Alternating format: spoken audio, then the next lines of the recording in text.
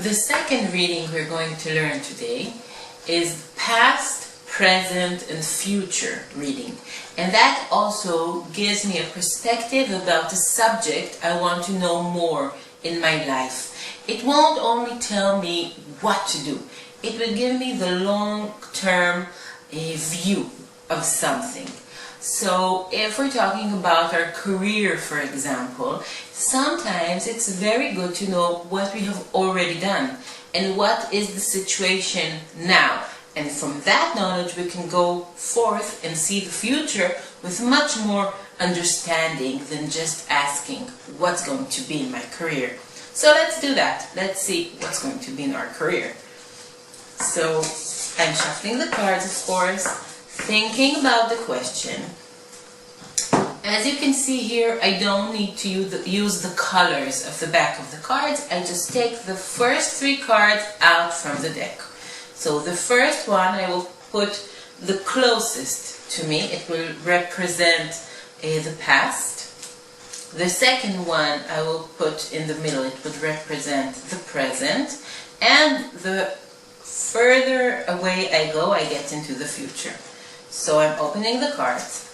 In the past, I can see Virgo, which will tell me dealing with a lot of maintenance, putting things in balance, working on the small details.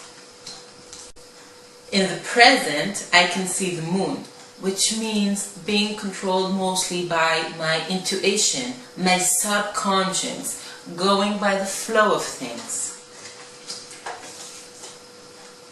In the future is the true node, which actually talks about the future. Very interesting. It is about conquering the challenges of life, doing some things that we never have done before, going into the hard core of life lessons and handling it very, very well. It's a good future card.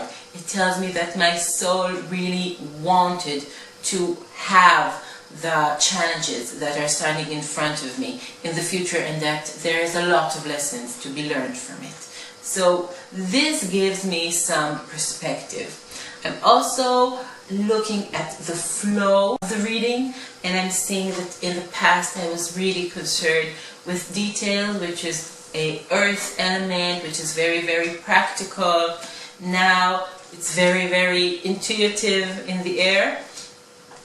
But in the future, maybe both sides, also being practical and being intuitive, can come together and make the big breakthroughs of life.